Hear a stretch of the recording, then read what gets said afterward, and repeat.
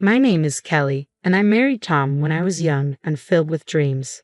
We had been high school sweethearts, and I truly believed we'd be happy forever. My father, a successful businessman who owned a furniture factory, gave us a beautiful house as a wedding gift. It felt like the perfect start to our future. 3 years into our marriage, our son Michael was born. As the years went by, I poured myself into being the perfect wife and mother. I kept our home spotless, cooked gourmet meals, and ensured Michael always had everything he needed. My life revolved around my family, but Tom's career as a sales manager wasn't progressing as he had hoped. One night, Tom came home frustrated, slamming his briefcase down on the kitchen table. "Damn it, Kelly, I can't take this anymore. I'm busting my ass at work for pennies." The anger in his voice startled me, and I flinched. "What do you want me to do about it?" I asked softly, trying to keep my voice calm. His eyes lit up with sudden hope. "Your father, he could give me a job at the factory, a senior position. Can't you talk to him?" I hesitated. My father had always been fair in business, and I wasn't sure I wanted to blur the lines between family and work. But the desperation in Tom's eyes was hard to ignore. "Okay," I whispered. "I'll talk to him." The next day, I visited my father at his office. My nerves felt tangled as I tried to find the right words. "Dad, I need to ask you something. It's about Tom. He's struggling at work, and I was wondering, would you consider giving him a position at the factory?" After a long pause, my father gave a small nod. "All right, Kelly, I'll give him a chance, but only if he earns it like everyone else." When I told Tom the news, he was ecstatic. He swept me off my feet and spun me around the kitchen. "You're amazing, Kelly. This is going to change everything for us." And for a while, it did. Tom's new job brought in more money, easing our financial stress. But as one problem was solved, a new one emerged: my relationship with Tom's mother, Helen. Helen was a force of nature, fiercely protective of her only son and openly critical of me. She dropped by unannounced, criticized my housekeeping, and demanded my constant attention. One afternoon, while I was preparing dinner, Helen burst through the front door. "Kelly, I need you to take me shopping, right now." I clenched my jaw. "Helen, I'm in the middle of cooking. Can it wait until tomorrow?" Her eyes narrowed. "Are you saying my needs aren't important, after everything I've done for this family?" Biting back a sharp retort, I forced a smile. "Of course not. Just let me finish up here." As I drove her to the mall, she complained nonstop about my driving, my cooking, and pretty much everything else. I couldn't help but wonder how my life had turned into this. I was an intelligent, capable woman, yet somehow I found myself catering to everyone else while my dreams faded into the background. One particularly exasperating afternoon, Helen barged into the house again without warning. "I'm hungry," she declared. "Make me something to eat." I bit my tongue and set aside the laundry I was folding. In the kitchen, Helen hovered behind me, criticizing my every move. "You're using too much oil," she snapped, "and cut those vegetables smaller. Don't you know how to cook properly?" When I finally placed the meal in front of her, relief washed over me until she packed up the food into containers and stood to leave. "I'll take this with me," she announced. "I have bridge club tonight, and this will do nicely for snacks." I stared at her, dumbfounded. "But Helen, that was supposed to be our dinner." She shrugged dismissively. "You can always make more. It's not like you have anything better to do with your time." The door slammed behind her, and I sank into a chair, feeling utterly defeated. I glanced at the clock, less than an hour to prepare another meal before Tom got home. When he arrived, loosening his tie, he took one look at me scrambling in the kitchen. "Why isn't dinner ready?" he asked, frowning. I explained what had happened with Helen, hoping for some understanding or support, but instead, Tom's expression darkened.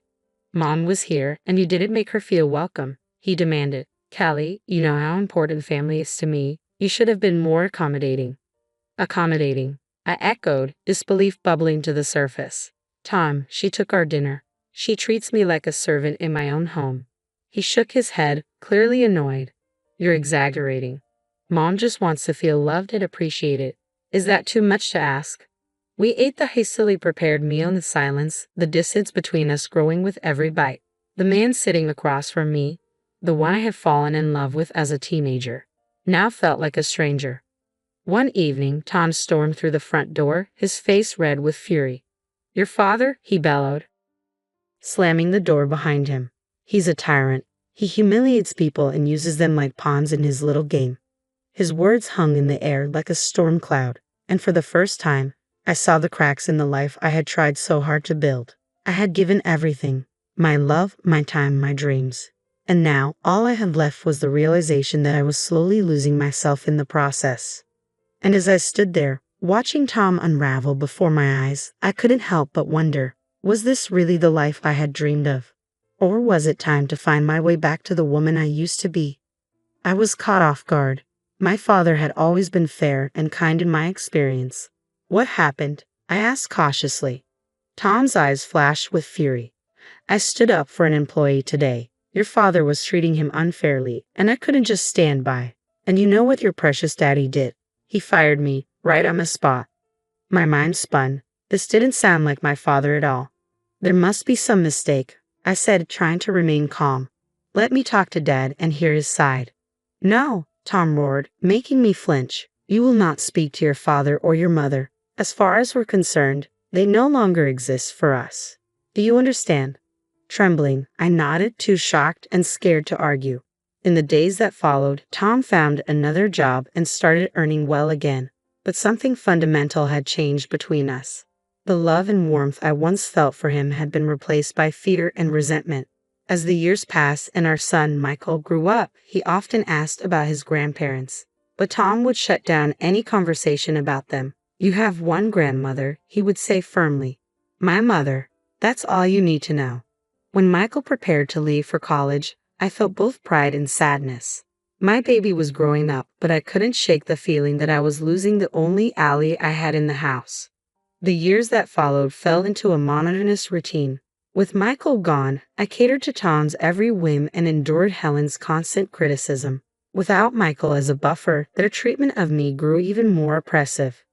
One afternoon, as I scrubbed the kitchen floor under Helen's watchful eye, the phone rang. I reached for it, but Helen snatched it away. I'll answer it, she snapped. You focus on getting that floor clean. I can still see spots. I gritted my teeth and continued scrubbing, but I couldn't help overhearing Helen's conversation. Yes, this is Kelly's residence. Who? Her father? Helen's voice dripped with disdain. I'm sorry, but Kelly isn't available to speak with you. Please don't call again. My head snapped up. Wait, I called out, but Helen had already hung up. That was your father, she said coldly. I told him not to contact you again. You should be thanking me for protecting this family from those toxic people. I felt a surge of anger. You had no right to do that. My voice shook with frustration. He's my father. I should have been allowed to speak to him. Helen's eyes narrowed. You ungrateful little. Before she could finish, Tom walked in. What's going on here? He demanded, taking in the scene. Helen immediately shifted into her usual manipulative tone. Oh, Tom, your wife is being so disrespectful to me, after everything I do for this family. Tom's face darkened as he turned to me. Is this true, Kelly? Are you disrespecting my mother? I opened my mouth to explain, but the words wouldn't come. I realized with a sinking heart that it didn't matter what I said. Tom would always take Helen's side. A year passed since that fateful phone call from my father. Life continued in its suffocating routine, with Tom and Helen's control over me growing tighter by the day. Then, one crisp autumn morning, everything changed. The phone rang while I was preparing breakfast. Tom was in the shower, and Helen hadn't arrived yet for her daily inspection. For once, I could answer without interference. Hello, I said tentatively. Kelly, is that you? The voice on the other end was familiar yet distant, my father's voice. Kelly, it's your mother. She's very ill. The doctors, they don't think she has much time left. She needs you. We both do. My heart raced. Just then, I heard the bathroom door open. Tom would be down any minute. I'll try, Dad. I promise I'll try, I whispered before quickly hanging up. When Tom entered the kitchen, I was fighting to compose myself. Who was that on the phone? He asked, his voice laced with suspicion. I took a deep breath. It was my father, Tom. My mother is very ill. She's dying, and I need to go see her. Tom's face hardened. Absolutely not. We've been through this, Kelly. Your parents don't exist for us anymore. Something inside me snapped. For the first time in years, I stood up to him. I'm going, Tom. With or without your permission. She's my mother, and I'm not letting her die without saying goodbye. Tom's jaw clenched. Fine. One day. That's all you get. Then you come back home where you belong. I nodded, not trusting myself to speak. One day was better than nothing. With shaking hands, I called my son Michael and explained the situation. To my surprise and relief, he immediately offered to come with me. The next morning, Michael and I set off for my childhood home. When we arrived, my father met us at the door. He looked older than I remembered, grief carving deep lines into his face. Without a word, he pulled me into a tight embrace. He led us to my mother's room. She lay in bed, pale and frail, but her eyes lit up when she saw me. "Kelly," she whispered, reaching out with a trembling hand. "My baby girl." I rushed to her side, clasping her hand in mine. "Mom, I'm here. I'm so sorry. Can you ever forgive me?" She smiled weakly. "There's nothing to forgive, sweetheart. I'm just glad you're here now." We spent the day together, sharing memories and making up for lost time. As the sun began to set, her breathing became labored. She squeezed my hand and looked into my eyes. "Kelly," she said softly, "promise me you'll live your life, really live it. Don't let anyone cage your spirit again." Tears streamed down my face as I nodded. "I promise, Mom. I promise." She smiled one last time, then closed her eyes. Her hand went limp in mine. She was gone.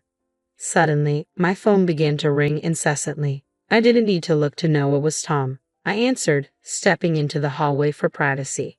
"Where the hell are you, Kelly?" Tom's voice cut through the line, sharp with anger. "You were supposed to be back hours ago." "Tom, I can't leave yet," I stammered, my voice thick with emotion. "My mother just passed away. I need to stay for the funeral." "Absolutely not," he roared. "I told you one day, and that's all you get. If you're not back by tomorrow, don't bother coming back at all." His words hung in the air, both a threat and a promise. For a moment, I was tempted to give in, to rush back to the life I knew. But then I remembered my mother's last words, urging me to live fully. "Fine," I said, my voice steadier than I felt. "I'm staying."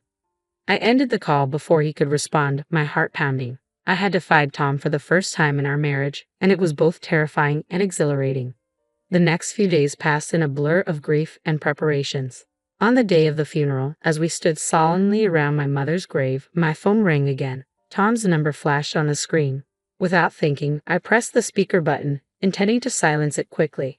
Tom's loud, angry voice burst forth for everyone to hear. "Kelly, this is your last chance. If you don't come home right now, I swear I'll come and drag you back myself, you ungrateful filth." After everything, I didn't let him finish. I hung up, and for the first time in a long while, I felt free. I quickly ended the call, my face burning with a mix of shame and anger. The people around us looked shocked, and Michael's face was a mask of fury. My father, however, seemed more concerned than anything else. As soon as the service ended, he pulled me aside. "Kelly," he said gently, "we need to talk." We walked to a quiet corner of the cemetery, and my father took a deep breath. "Sweetheart, there's something you need to know about Tom, something I should have told you years ago." I listened in stunned silence as my father revealed the truth. Tom hadn't left the company all those years ago because he stood up for an employee, as he had told me. Instead, my father had caught him stealing money, manipulating prices, and pocketing the difference from clients. "I fired him to protect the company and our clients," my father explained. "I didn't tell you because I thought you loved him, and I didn't want to come between you. But hearing how he talks to you and seeing what your life has become, I can't stay silent anymore." It felt like the ground had opened beneath my feet. All these years I had believed Tom's lies. I had let him isolate me from my family and endure both his and Helen's emotional abuse. And all of it had been based on a lie. "There's more," my father continued, his voice grave. "I recently heard from a friend that Tom's company is under investigation. There are discrepancies. Kelly, I think he might be up to his old tricks again." As the full impact of his words hit me, I felt a strange mix of despair and liberation. The life I had known was crumbling around me, but from its ashes I saw a chance for a new beginning. The day after the funeral, my father, Michael, and I returned to my house. To our surprise, the place was bustling with activity. Helen's friends were milling about, and the smell of food wafted from the open windows. We walked in to find a full-blown party in progress. Helen, holding a glass of wine, spotted us first. Her eyes narrowed as she saw my father and Michael. "Well, look who finally decided to grace us with her presence," she said, her voice dripping with sarcasm. "You're late, Kelly. My birthday celebration started hours ago." I was momentarily stunned. In all the turmoil of the past few days, I had completely forgotten about Helen's birthday. Before I could respond, she thrust a dirty rag into my hands. "Don't just stand there," she snapped. "Start cleaning up. These tables won't wipe themselves." My father, who had been quietly observing, suddenly erupted. "How dare you speak to my daughter that way?" he thundered, causing the room to fall silent. "She's not a dog to follow your commands. She's a grown woman who deserves respect." Helen laughed derisively. "Respect? She gave up any right to respect when she married my son. Her family is Tom and me now. You're nothing to her anymore." I watched in disbelief as my father and Helen argued, their voices rising. The party guests looked uncomfortable, unsure whether to leave or stay. Suddenly, Tom burst into the room. "What the hell is going on here?" he demanded, his eyes locking onto me. "Kelly, why aren't you serving the guests? And what are they doing here?" He gestured angrily toward my father and Michael. Something inside me snapped. Years of pent-up frustration and anger came pouring out. "No, Tom," I said, my voice steady and clear. "I'm not serving anyone. I'm not cleaning up, and I'm not staying silent anymore." The room had gone deathly quiet. Even Helen seemed at a loss for words. "I know the truth, Tom," I continued, pulling out the divorce papers I had hastily prepared. "I know why you really left my father's company, and I'm done. I want a divorce." For a moment, Tom looked like he might lunge at me, but then, perhaps realizing he was outnumbered, he deflated. "Fine," he snarled. "Take your divorce, but don't think you'll get a penny from me." I couldn't help but laugh. "This house is mine, Tom. My father gave it to us as a wedding gift, remember? You're the one who needs to leave." Tom and Helen left shortly after, shooting venomous glares our way. As the door closed behind them, I sank onto the couch, suddenly exhausted. Michael, who had been quietly observing everything, finally spoke up. "Mom, why didn't you tell me things were so bad?" "I'm sorry, Michael," I said softly. "I thought I was protecting you," I said, my voice heavy with regret. "But now I realize I was teaching you all the wrong lessons about love and respect." In the weeks that followed, my life changed dramatically. The divorce proceedings began, and I threw myself into rebuilding from the ground up. My father, true to his word, stood by me every step of the way. One afternoon, as we sat together in his study discussing my future, he broached a topic I hadn't expected. "Kelly," he began, his voice gentle but serious, "I'm not getting any younger, and the factory needs new blood. How would you feel about working with me?" I blinked in surprise. "Me? But Dad, I don't know the first thing about running a business." He chuckled warmly. "Neither did I when I started. You're smart, Kelly. You'll learn, and it's about time you had a chance to spread your wings." Over the next few months, I immersed myself in the business. My father was a patient and encouraging teacher, guiding me through the complexities of managing the furniture factory. To my surprise, I discovered a passion for design and innovation that had been buried beneath years of survival and compromise. Meanwhile, the divorce dragged on.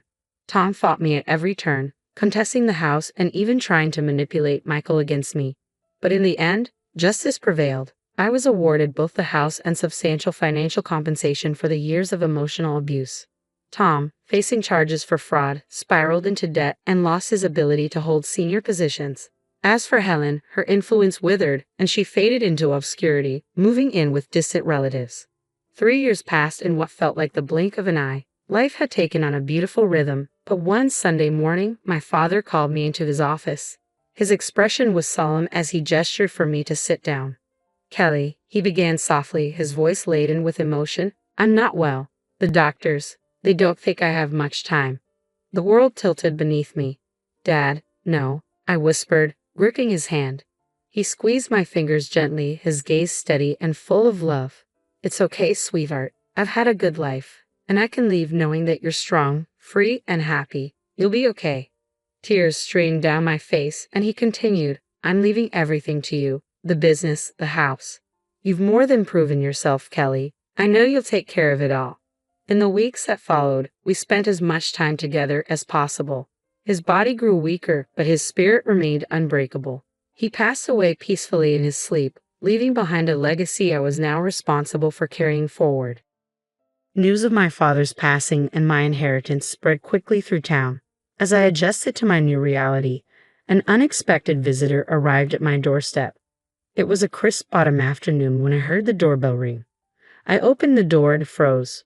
Tom stood there, holding a bouquet of flowers, his expression uncharacteristically soft. "Kelly," he said, his voice quieter than I'd heard in years. "I'm really sorry about your father. May I come in?" Wearily, I stepped aside to let him in. We stood in the foyer, an awkward silence thick between us, until he finally spoke. "I've been thinking a lot about us," he began. "I know I made terrible mistakes, but I've changed. My mom, she passed away last month. She was the one who always got between us. Now, there's nothing stopping us from being happy again." Before I could respond, I heard the sound of a car pulling into the driveway. The front door opened, and a tall, distinguished man stepped inside. "Kelly, darling, I'm home," he called. Then he stopped short, noticing Tom. Tom's eyes narrowed as he looked between us, his confusion giving way to anger. "Who the hell is this?" he demanded. The man stepped forward, extending his hand. "I'm David, Kelly's husband, and you are?" Tom ignored the outstretched hand, his face twisting with rage. "Husband? You remarried." His voice grew louder. "You traitor." David's expression hardened as he stepped protectively between us. "I suggest you leave now," he said, his tone calm but dangerous. "And never speak to my wife that way again." Tom lunged forward, but David moved faster. He caught Tom by the arm and firmly escorted him to the door. "This is your only warning," David said, his voice low. "Stay away from Kelly. If you ever come near her or insult her again, you'll regret it." David shut the door with a decisive click as the sound of screeching tires faded down the street. Then he turned to me, his expression softening with concern. "Are you okay, love?" I nodded and stepped into his embrace, resting my head against his chest. "I'm fine. I'm just glad you're home." I looked up at him, a smile tugging at my lips. "And I'm glad you waited for me after all these years." David chuckled, pressing a kiss to my forehead. "I've loved you since high school, Kelly. I would have waited forever if I had to." We stood there in each other's arms, marveling at how life had come full circle. David and I had been high school sweethearts before Tom entered the picture. After my divorce, we reconnected, and our old feelings blossomed into something even deeper. 6 months ago, we had married in a quiet ceremony, starting a new chapter together. Just then, my phone buzzed with a text. It was from Michael. "Mom, great news. Jessica's pregnant. You're going to be a grandmother." In the months that followed, life settled into a beautiful rhythm. Michael and Jessica moved back to the city, eager to be close to family as they prepared for their baby's arrival. They even joined us at the factory, bringing fresh ideas and energy to the business. Together, we built a future rooted in love, family, and second chances, a future I never imagined would be possible.